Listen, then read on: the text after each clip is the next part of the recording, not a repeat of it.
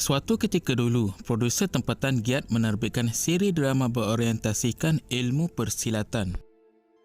Banyak siri drama silat berjaya mengambil hati penonton suatu ketika dahulu, seterusnya membuka mata generasi baru kepada ilmu persilatan. Kini, ilmu persilatan sudah mula popular di tayangan filem, diperkuatkan kebangkitan pengaruh pesilat atau pelakon Indonesia di Hollywood. Kita di Malaysia juga sudah merasa bahangnya dengan penerbitan banyak filem bertemakan silat seperti Syahadan, Geran dan yang terbaru Mak Kilau diharap dapat membuka mata masyarakat terhadap seni bela diri warisan masyarakat kita. Ada 5 aktor pilihan kami yang mempunyai kemahiran seni bela diri gabungan 2 buah negara yang sebenarnya mempunyai latar belakang seni bela diri yang hebat.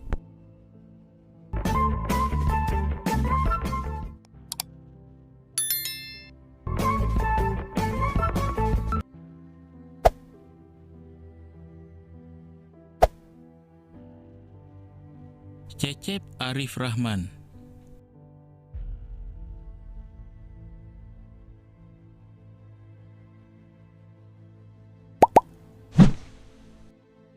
Melihat aksi beliau sebagai watak tidak bernama dalam filem The Raid 2 merupakan satu pengalaman menakutkan.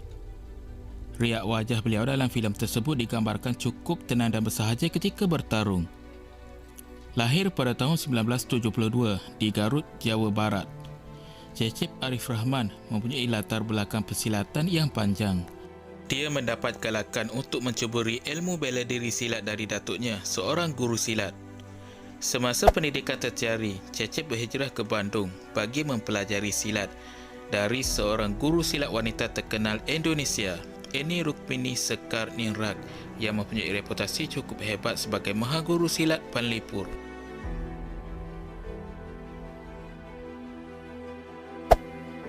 Selepas membina reputasi sendiri sebagai guru silat sejak awal dekad 2000, pada tahun 2013 beliau mula terlibat dalam pembikinan filem Di Belakang Tabir sebelum diberikan watak dalam filem The Raid 2 yang mengubah kerjayanya. Dari filem tersebut, dia mula menjelajah ke Hollywood berlakon dalam filem Star Wars dan John Wick serta diberi peluang memperkembangkan latihan silatnya ke serata dunia.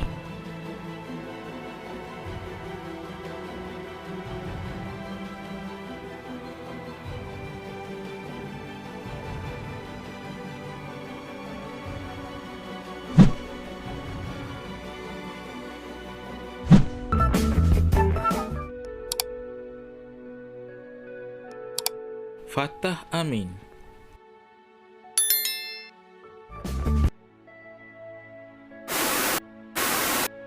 Di kalangan pembenci aktor Fatah Amin, pasti ramai melihat beliau sebagai seorang yang kerjayanya hanya kepada jual muka kacak sahaja. Atas sebab itulah ramai terkejut melihat Fatah mempamerkan aksi tangkas dalam filem KL Special Force yang menunjukkan beliau lari dari stereotip biasa lakonannya. Di sebalik wajah kacak dan lakonan romantik, Fatah Amin sebenarnya memang seorang pesilat sebenar dari sekolah silat aliran Gayung Fatani. Beliau juga atlet silat yang pernah mewakili wilayah Persekutuan Kuala Lumpur dalam pertandingan peringkat kebangsaan. Pengambilan Fatah sebagai salah seorang teraju filem Mak Kilau kembali menimbulkan kontroversi ekoran keengganan penonton melihat beliau dalam watak sedemikian rupa. Ramai mempersoalkan kredibiliti beliau.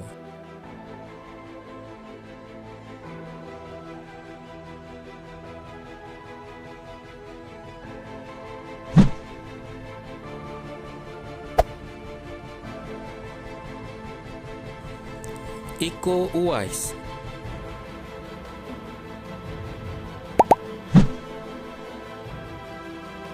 Nama besar genre filem aksi moden Iko Uwais merupakan seorang pelakon unik kerana wajahnya tampak lembut dan keanak-anakan, tetapi aksinya pula keras dan cukup menakutkan. Cucu kepada seorang mahaguru pengasas silat aliran 3 berantai bernama Haji Ashmat Bunawar. Tidak menghairankan bagaimana seni bela diri boleh menjadi satu lumrah hidup Iko sejak umurnya 10 tahun.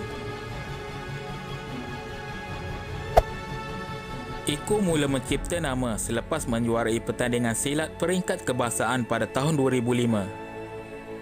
Ketika masih bekerja sebagai seorang pemandu, dia bertemu dengan pengarah filem Gareth Evans dari Ireland yang ketika itu sedang menjelajah Indonesia bagi merekodkan dokumentari berkenaan dunia silat di sana. Hasil pertemuan kedua-duanya, Evans menawarkan Iko peluang untuk tampil dalam filem sebagai pelakon. Merantau, sebuah filem aksi, menjadi penampilan solo Iko memaparkan sebagaimana wataknya terjebak dengan sindiket kongsi gelap secara tidak sengaja. Penampilan beliau dalam filem itu menjadi batu loncatan pertama sebelum filem The Raid. Hasil kerjasama beliau dengan Evans sekali lagi memperkenalkan Iko Uwais kepada peminat filem aksi antarabangsa. Kini sudah layak bergelar seorang bintang, Iko semakin giat melibatkan diri bukan sahaja dalam produksi di Indonesia, bahkan menjadi antara nama yang popular di kalangan produksi Hollywood.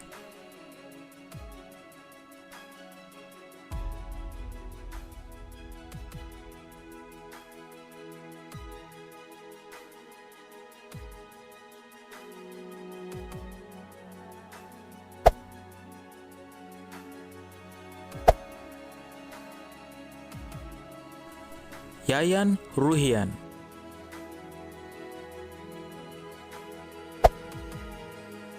Kali pertama kami menonton Yayan Ruhian berlakon dalam filem Merantau bersama Iko Uwais menjadi antara detik yang sukar dilupakan.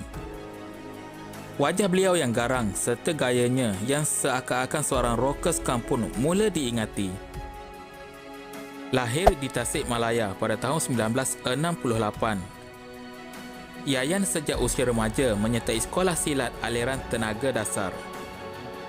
Kemahiran beliau dalam jurus seni bela diri sekolah itu melayakkan beliau naik sebagai jurulatih, membawa beliau menjelajah ke banyak negara luar bagi memperkembangkan aliran tersebut. Selepas mencuba nasib berlakon bersama Iko Uwais dalam filem Merantau, di mana Yayan turut bertindak sebagai juru koreografi.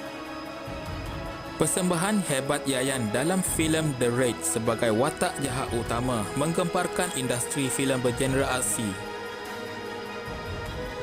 Bersama Iko dan Cecep Arif Rahman, mereka melakukan penampilan ringkas dalam filem Star Wars sebelum bergandingan dengan Cecep menentang Keanu Reeves dalam filem ketiga siri John Wick.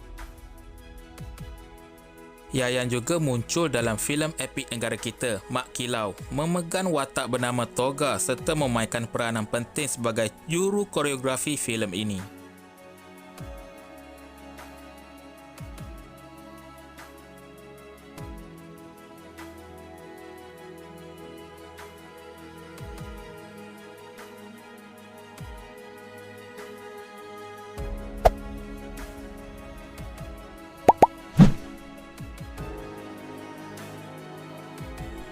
Eman Manan.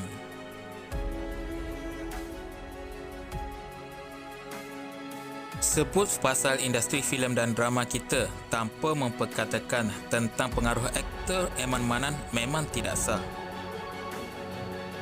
Sebut saja Eman Manan, terus terbayang wajah pendekar buka buah silat. Tidak ramai tahu silat memang berakar umbi dalam hidup Eman yang telah berlatih seni bela diri sejak tahun 1978 dalam aliran seni silat Jawa.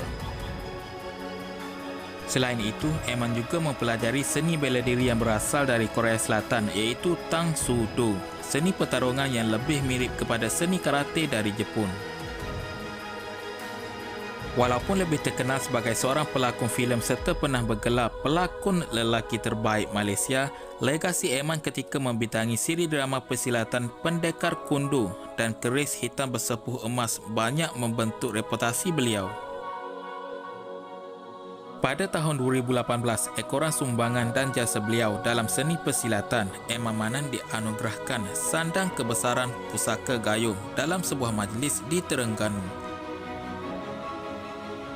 Ketika ini sudah berusia 64 tahun, Eman Manan terus aktif dalam industri hiburan, menjadi antara watak penting dalam seri drama popular Pok Ya Chon Chode yang mendapat sambutan baik peminat drama tempatan.